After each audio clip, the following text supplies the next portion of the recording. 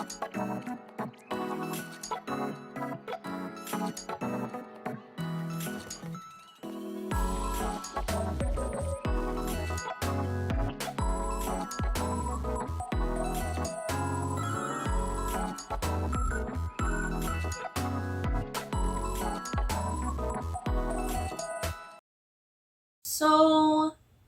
I'm not straight. Hey guys, welcome to the channel. If you're new here, hi, my name's Christine, and this week we are talking about Pride. Yes, we're talking about Pride. It is June, it is Pride Month.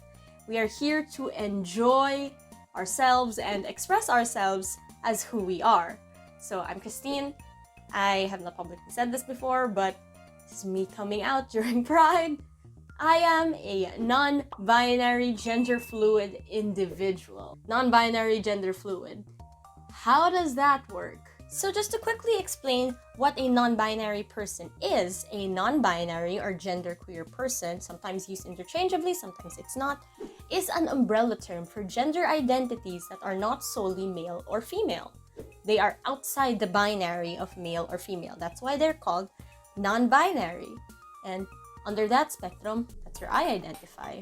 I thought that this would be a fun video just showing and sharing my experiences as a non-binary person and growing up non-binary, and how I realized that I was a non-binary gender fluid person, because up until recently, I didn't realize that I was non-binary gender fluid. I usually identified as a non-binary genderqueer, or even before that, when I was identifying as straight. Yes, even though I knew that I wasn't, I still identified as straight.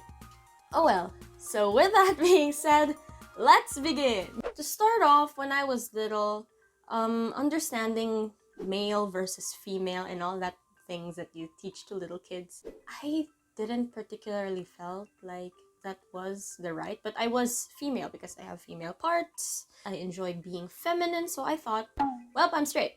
That's fine. I'm just a girl. But growing older, I realized that I had a lot of traits and a lot of things that made me feel more masculine. So some days I'd enjoy being feminine, dressing up in crop tops, dresses, mini skirts. But on some days, I just wanted to be a guy. You know, wear a full suit or something like that, or wear something more masculine that covered up my form. That at first just felt like me being tomboyish, which my family, my friends, and some bullies at school did think that I was just being a tomboy, or I was just being boyish for attention or something like that. Some kids at school would call me a tomboy. They would kind of pick on me for that, but I didn't really mind because hey, I got some masculine traits. I'm a strong woman. It's fine. Ha ha ha ha ha. Yeah, this was still during the time that I did identify as straight, but it didn't feel the best. It's fine if I identified as straight because I didn't like men, but I also kind of was in denial that I also liked women. And so I would not necessarily say that I was happy identifying as straight, but I was satisfied up to a point that I was like, hey, it doesn't really bother me. It's neither a positive nor a negative. That's why at that point I was like, meh. At least that's where it all started. But then in high school, that's when the awakening began for me. 9th grade, I had the chance to cross-dress for a performance.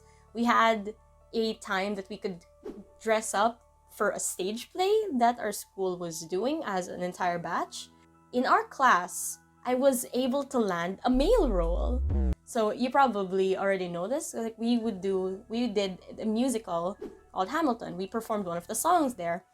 And I was cast as George Washington because at that time, my voice was tenor. So, oh well. It's already jumping out of the binary box, just being tenor. So I dressed up as George Washington. I was having a very masculine type of appearance, a very masculine type of voice, very more loud and rounded, like how you'd expect a man would do it. And I loved it so much. I felt absolutely stunning. I felt very comfortable in my own skin as a dude. But I was also still comfortable in myself as a girl. So then I was just like, I'm probably just non-binary at this point. And that's all that I concluded from that. Just non-binary, genderqueer. That's it. Take it or leave it. Yes. But that's not how I ended up where I am today. There's a bit more complexity to it, which I will get into right now. So now let's discuss what gender fluid means. Gender fluid is just a person whose gender identity is not fixed. So we like to jump around. It changes from day to day, hour to hour, sometimes year by year. It's not fixed. We just like to jump between them, and that's completely fine. This might be a weird turn of events, but the reason I figured out that I was gender fluid was because of Shania Twain's song, Man, I Feel Like a Woman. If you're also having trouble finding your identity, I suggest giving the song a listen. It's pretty harmless. It's a really fun, nice country song. You might like it. It might help you realize things the same way I did. I'll attach it here or I'll put it in the description. It's a really cool song. Would recommend it. I love it. At the time that I had this realization, I was in a dilemma. I was getting into makeup. And it was something that I never got into because I felt like, oh, I don't need makeup. Oh, I'm allergic to a lot of makeup. I don't need to even try to get into makeup because I felt like there was such a huge barrier. I kept it up, being more masculine with myself, being more stricter with myself, that I'm not going to show that much feminine traits because I wanted to show that I'm more masculine, I'm more androgynous. And so I realized that, well, I was being toxically masculine to myself. I was imposing toxic masculinity onto myself because I was like, it's gonna compromise my masculinity if I show any femininity, if I wear makeup. It absolutely sucked. It wasn't the best. It was absolutely really bad because I was like, you can't be too feminine. You're non-binary. You can't be too feminine. It's fine to be a bit more masculine because you were born female and stuff like that. Oh, sweet summer child, you had way too much to learn.